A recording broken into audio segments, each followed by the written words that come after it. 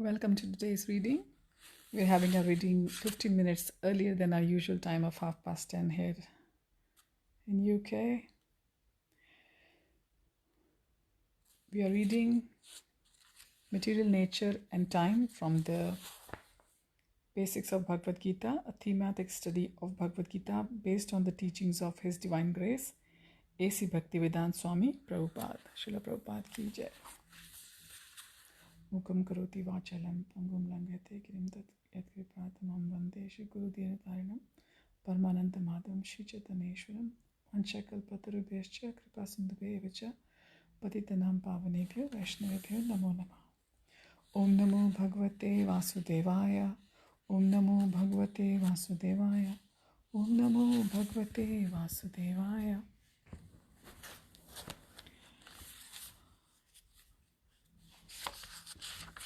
So yesterday we were reading about our universe and how our universe is like mustard seed in a large bag of mustard seeds. So you can just imagine what is our state in this mustard seed bag when our universe is the size of a mustard seed. And Prakriti is the material energy. It is like mud. The innumerable material universes are like the mud pots, and God is like the potter. And eventually the pots, they become one with the mud itself, and the cycle goes on and on for the eternal time. And God is the potter, the maker.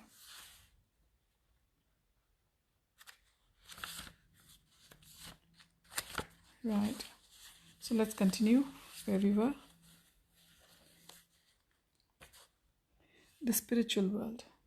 In the 8th chapter of the Bhagavad-Gita, after Lord Krishna has explained the cyclical nature of this material creation, he speaks about the world beyond the spiritual world. Paras tasmat tu bhavo nyo vyakto vyaktat sanatanah yah sa sarveshu bhuteshu nashyastu na vinashyati. This is from Bhagavad Gita chapter 8 verse 20.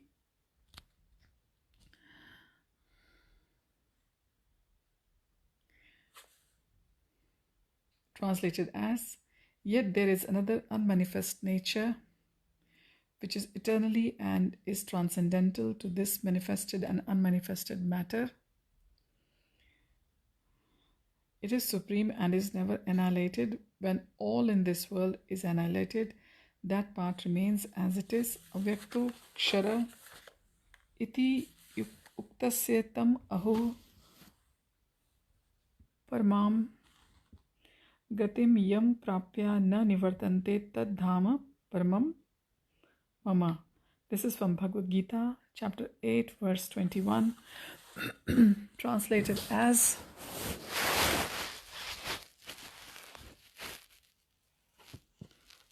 that which the Vedantists describe as unmanifest and infallible, that which is known as the supreme destination, that place from which we have attained it, one never returns, that is my supreme abode.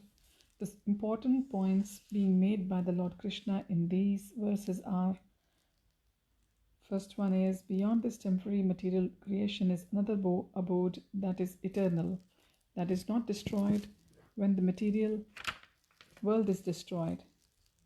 Secondly, the eternal realm is Lord Krishna's own personal supreme abode, tad dhama paramam mama. Lord Krishna says, that abode is my own personal. Sorry about this flickering on screen, because I just happened to broke the, that little thing which enables the phone to stand. So I'm just holding it in my hand. One who attains to that abode never returns here to this material world. So one who attains to the personal abode of Lord, which is Golok Vrindavan, he or she or any species, they don't return to the material world or the samsara. Lord Krishna gives us further glimpse into his kingdom in Bhagavad-Gita chapter 15 verse 16. Na tad bhashyate suryo na shashanko na pavakah yat gatva na nivartante tad dhama paramam mama. So Lord Krishna uses the same last four verse tad dhama paramam mama in Bhagavad Gita chapter 8 verse 21 and again in Bhagavad Gita chapter 15 verse 6. It is translated as, that supreme abode of mine is not illumined by the sun or moon, nor by the fire or electricity. Those who reach it never return to this material world. So just a glimpse of an artist's impression of that abode. It looks like this. Lord, that's the artist's impression. This is his abode looks like.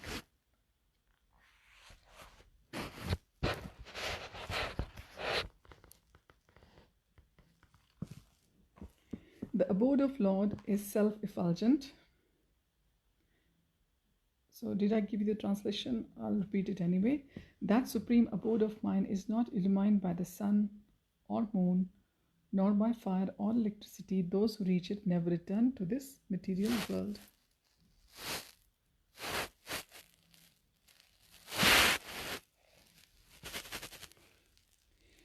The abode of the Lord is self-effulgent. The kingdom of God is made up entirely of spiritual energy. There is no trace of material energy there. It is eternal, full of knowledge and full of bliss. In that spiritual world, Vaikuntha, there are unlimited spiritual planets, each unimaginably vast in size. They are called Vaikuntha Lokas. The largest and most important amongst them is called the Golok Vrindavan or Krishna Loka, where Lord Krishna in his original two-handed flute playing form resides. Just to remind you, the Paramatma form has got the 4 arms. It's got a Shankh, Padma, Gada and Sudarshan in his hand. And the two-hand form of the Lord is the original form, holding the flute, playing the flute rather.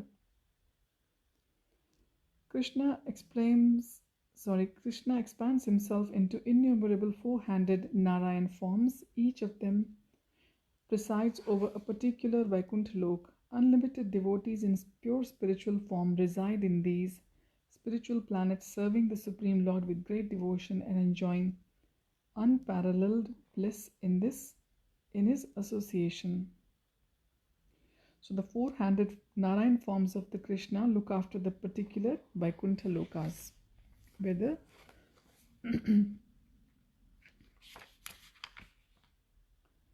these are the spiritual planets, the Vaikuntha Lokas, and there are unlimited number of devotees in pure spiritual form, not like us in the material form. They're in the pure spiritual form. They're not in the material body. They are serving the Lord up there. When it comes to dealing with the material creation, the original Supreme Personality of Godhead, Shri Krishna, does not get personally or directly involved. Okay, so this is very important, worth hearing again. When it comes to dealing with the material creation, the original Supreme Personality of Godhead, Shri Krishna, does not get personally or directly involved. Through the series of expansions, he manifests himself in various Vishnu forms, who then do the needful. These Vishnu forms, who are non-different from Krishna, are thus like office forms of Krishna, who do the official work of seeing the creation, sustenance and destruction of the material creation. So for the material creation, Krishna expands himself into Vishnu forms. For the Vaikuntha Lokas, Krishna expands himself into Narayan forms or 4-hand forms. So now for the material world, Vishnu expansions of Krishna are there. Now there are 3 main Vishnu forms in this regard. The first one is called Maha Vishnu or the Karano-Dakshai Vishnu. The second one is Garbho-Dakshai Vishnu, and then it is Kshirodakshai Vishnu. Let us see what role each of these plays in the material creation.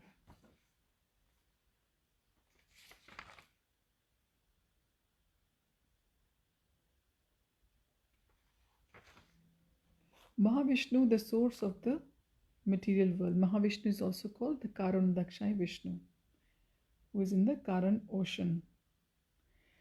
Lord Krishna is in the spiritual world after a series of expansion, assumes the extraordinary gigantic form of Mahavishnu.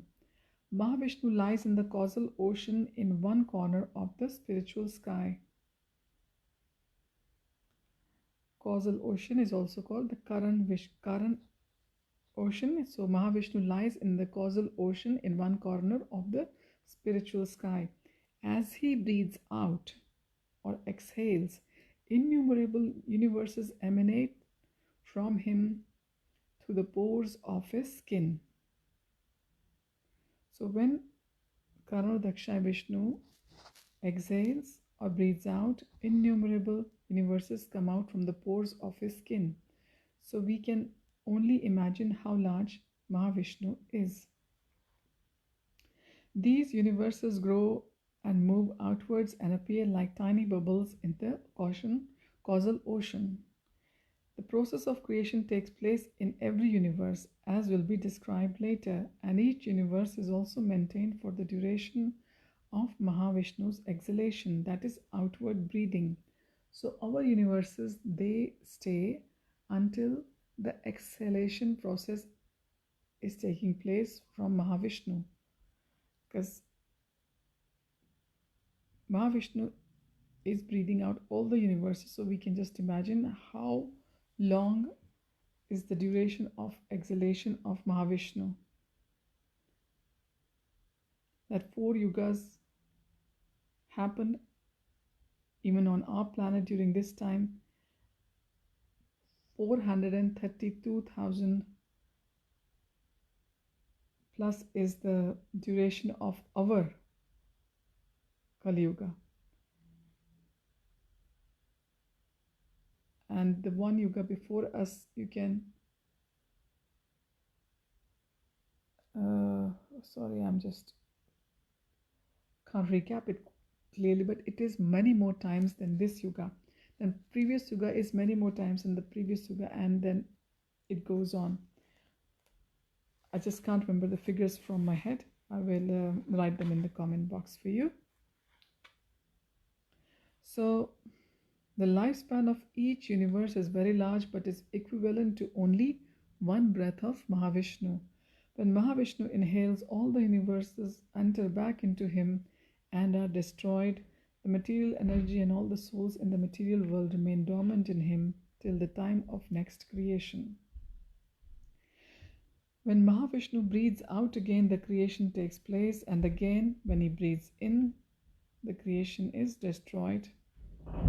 In this way, the material world goes an eternal cycle of creation, sustenance, and destruction. Creation within each universe. As the universes emerge from Mahavishnu's gigantic divine form during his exhaling, and the same Mahavishnu expands himself into as many forms as there are universes and enters into each universe. This form of Lord is called Garbhodakshai Vishnu. So when the Mahavishnu or the Karanodakshai Vishnu is exhaling, he expands himself into as many forms as there are the number of universes, and he enters into each universe. This form of Lord is called Garbhodakshai Vishnu. That form of Lord of Mahavishnu or the Karanodakshai Vishnu, after creating or exhaling the in the exhaling process, creating so many universes, he enters each universe as the Garbhodakshai Vishnu. This is the second level of the Vishnu form in the material creation. The Garbhodakshai Vishnu, let me show you the picture of the Karanodakshai Vishnu first. Here is the picture of Karanodakshai Vishnu lying in the corner of the spiritual sky, in the Karan or the causal ocean. Now let me show you a picture of the Garbhodakshai Vishnu.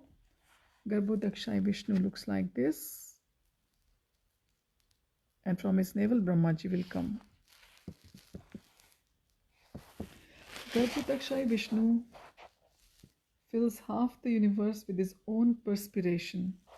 Now Garbhodakshai Vishnu, he fills half the universe with his own perspiration or sweat. The Lord's perspiration is not like ours, and lies down in it using the great serpent avatar, the Anantashesha. So Anantashesha, उनके ऊपर वो लेटते हैं, उनकी शैया के नीचे वो लेटते हैं और लक्ष्मी जी उनके चरणों की सेवा करती हैं.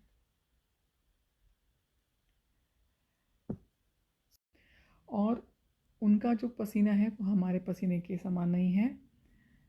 If we think like that, then we are naive, we are ignorant. And his divine consort, that Anantashesha, serves as his bed.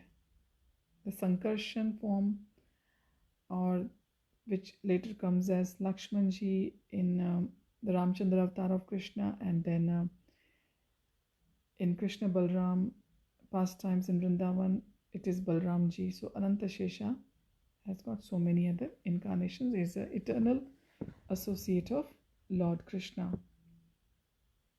His divine consort Lakshmi Devi serves him constantly and devotedly. Lakshmi Devi is constantly serving, pressing the feet of Lord of Garbhodakshai Vishnu as he is lying there with his eyes closed. From his navel comes a lotus flower having a long stem. On top of that extraordinary lotus is born another extraordinary being, Brahma. So उनके naval से और उनकी नाभि से एक लंबी सी stem निकलती है. स्टेम को क्या बोलते हैं? टहनी निकलती है. उस टहनी के एक छोर पे कमल का फूल है. उस कमल फूल के ऊपर ब्रह्मा जी विराजमान होते हैं. इस तरह से ब्रह्मा की उत्पत्ति होती है. Brahma, as we seen earlier, is generally a Jivatma, an ordinary spirit soul. So anyone among us can become a Brahma if we manage to have 100 consecutive pious births, sinless births, and we aspire to be Brahma, who has been elevated to that post due to the heaps of pious activities performed from the past.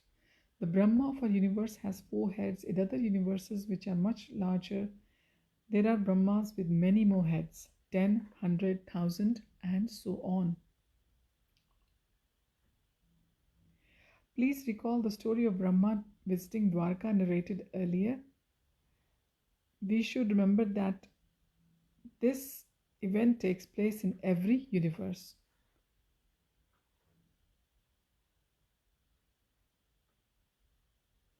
Now, Brahma as a creator.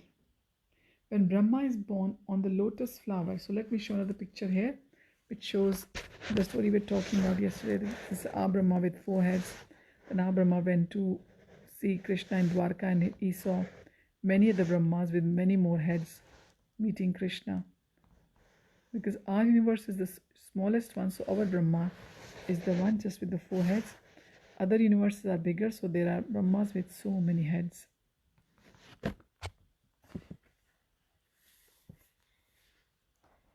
When Brahma born in the lotus flower, he is bewildered and confused. He does not know what to do. He wonders where he is and what is around him. He also seeks to know how should he create the universe.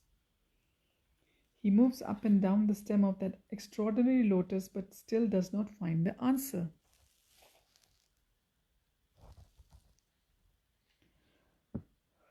Then he hears a voice which he cannot identify that advises him to perform a penance. In accordance with that instruction, Brahma performs penances for a very long time. Being pleased with Brahma, the Lord appears before him and guides him both from within and without.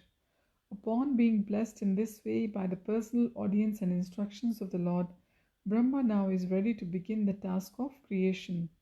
Being empowered by the Lord with special potency, he creates all the living beings and distributes them on different planets after creating them. So when Brahma is born, he doesn't know what his role is. He has to be guided by the Lord, and the Lord guides him and And then he begins his task of creation. He populates the universe allotted to him.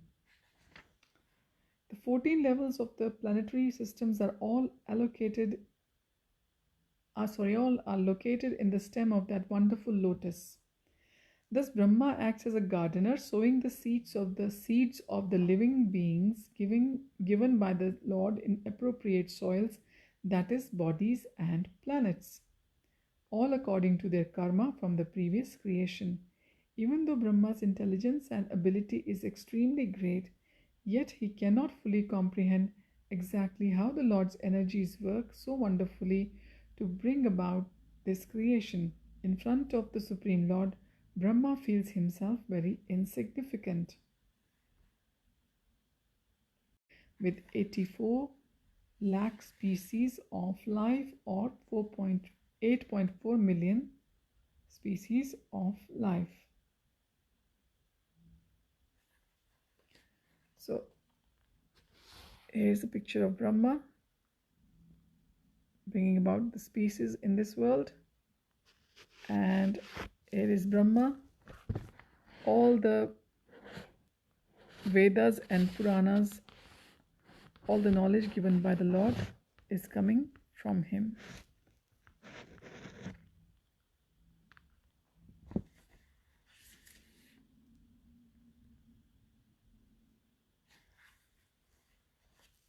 And at the top you can see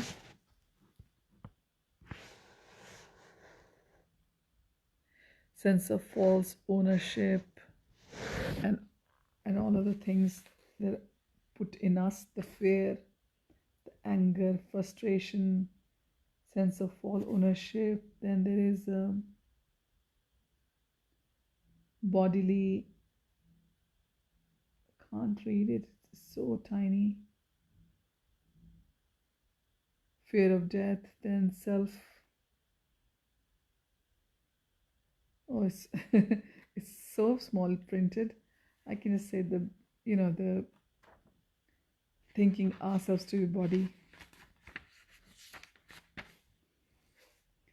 So the third expansion of Vishnu is created when the Garbhodakshaya Vishnu, the second expansion, which enters all the universe is created by the first Karnodakshaya or the Mahavishnu. The third expansion is called Kshirodakshaya Vishnu, which is the expansion of the Garbhodakshaya Vishnu, who resides on a planet called Shvetadvip within the universe, on the ocean of milk, Kshira Sagar. He lies on an Anantashesh and has Lakshmi Devi serving him there as well.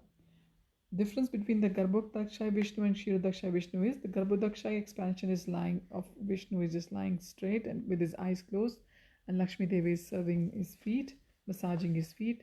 But the Kshirodakshaya Vishnu, he's sitting there with Lakshmi Mata, and Lakshmi Mata Devi is serving him.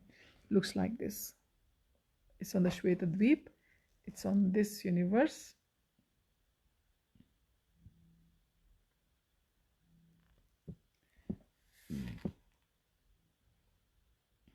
Kshirodakshaya Vishnu is the Vishnu commonly known as part of the Trinity, Brahma, Vishnu and Shiva. Pardon.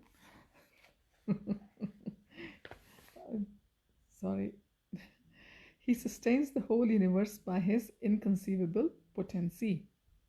So Kshirodakshaya Vishnu, lying on the ocean of milk or the Kshir Sagar, is lying down on Anantashesha with Lakshmi Devi serving him.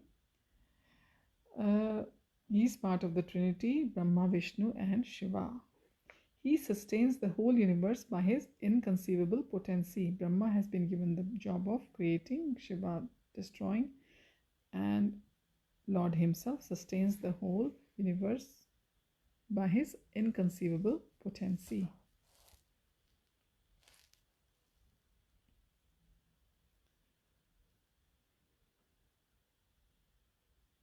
When the demigods are in trouble, they approach him on the banks of the milk ocean and offer prayers.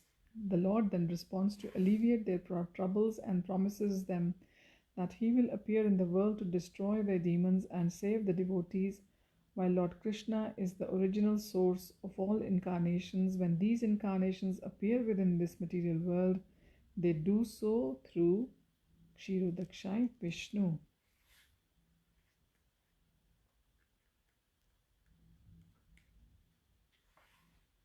So Lord Krishna is the original source of all incarnations, and or when these incarnations they come in the material world through the Kshirodakshai Vishnu.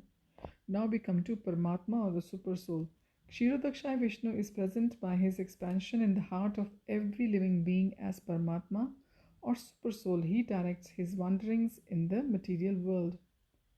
Krishna says in Bhagavad-Gita in chapter 18 verse 61 and chapter 15 verse 15, Ishwarah sarvabhutanam hridayadeshe Arjuna tishtati brahmayan sarvabhutani yantra rodhani mayaya. Translated as, the Lord is situated in everyone's heart, O Arjun, and is directing the wanderings of all living entities who are seated as on a machine made of material energy. And chapter 15 verse 15 is, Sarvasya chaham hridhi sannivishto matta smritir jnanam apohanam cha vedeshcha sarver aham eva vedyo vedantakrid vedvid eva chaham. Translated as, I am seated in everyone's heart, and from me come remembrance, knowledge, and forgetfulness. By the Vedas, I am to be known. Indeed, I am the compiler of Vedanta, and I am the knower of the Vedas. The Paramatma form is also present in every atom of the universe, Brahma declares in Brahma Samhita. So what does it declare in Brahma Samhita? Eko api asau rachaitam jagad andakotim yat shaktir asti jagad anda chaya yad anatah andantarastha parmanu chayantarastham govindam adipurusham tamaham bhajami. Brahma Samhita is a collection of beautiful prayers of Lord Brahma to Lord Krishna himself. We sing about 3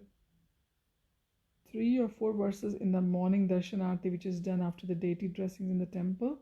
Govindam adipurusham tamaham bhajami. Venum kanvantam arvinda dalayataksham barhavatam sam asitam buddha sundarangam kandarpakoti kamaniya visheshashobham govindam adipurusham tamaham bhajami. Angani yasya sakalendriya vrittimanti pashyanti panti kalyanti chiram jaganti ananda chinmaya ujjvala grahasya govindam adipurusham tamam bhajami. Now translated as the very first verse I read from Brahma Samhita, verse 35, chapter 5 from Brahma Samhita, which was Eko apirasya asau rachaitam jagad andakotim yat shaktir asti jagad andachaya yad anatah andantarastha parmanu shayantara stham govindam adipurusham tamaham bhajami. It is translated as, he is an undifferentiated entity, as there is no distinction between potency and the possessor himself. In his work of creation of millions of worlds, his potency remains inseparable. All the universes exists in him, and he is present in his fullness in every one of the atoms that are scattered throughout the universe at one and the same time. Such is the primeval Lord whom I adore.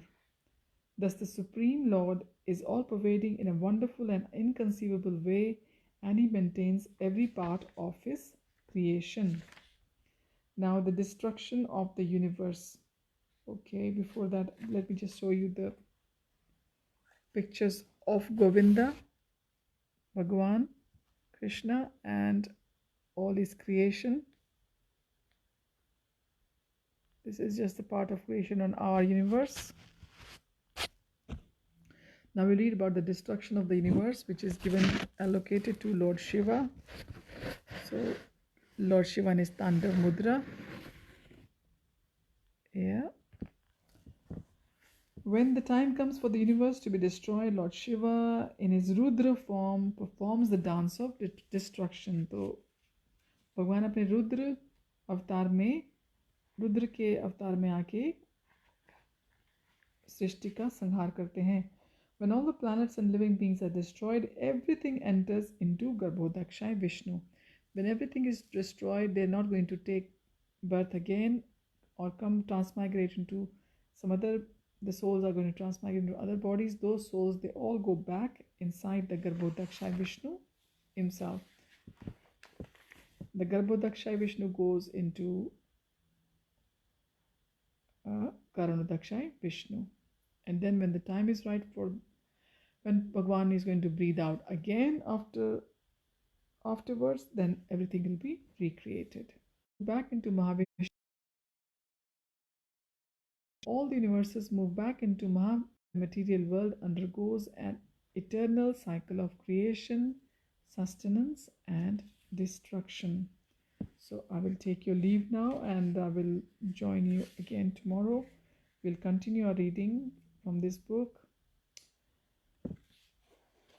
the basics of Bhagavad-Gita. We will be reading The Material World is Like a Spider's Web, which will be another interesting read. And I'm looking forward to Radha Ashtami tomorrow. And actually, yes, like I was saying yesterday, was Lalita Shashti, the appearance day of Lalita Sakhi. The two most principal Sakhis of Radharani, Srimati Radharani. And tomorrow is also the appearance day of Vishakha Sakhi as well. So let's have a wonderful day in the anticipation of the appearance day of Srimati Radharani. And it is fast until noon if you want to keep it. And when you open the fast at 12 midday, you can open it with the normal food, grain food. Of course, no onion and garlic in your preparation if you're fasting. And do offer some kind of arbi sabji if you have at home to Srimati Radharani and Lord Krishna. And if you don't have, just make some kind of, dam aloo, small alus, whole alus, then in some kind of gravy. And those of you are not observing Chaturmas, you can cook them in yogurt. And that's it. And you can cook anything else you also wish for Radharani. It could be fruit, it could be milk, it could be any other preparation, sweet preparation, savory preparation. It's all down to your own Shraddha or faith. And I wish you all a very happy day ahead. We shall continue tomorrow.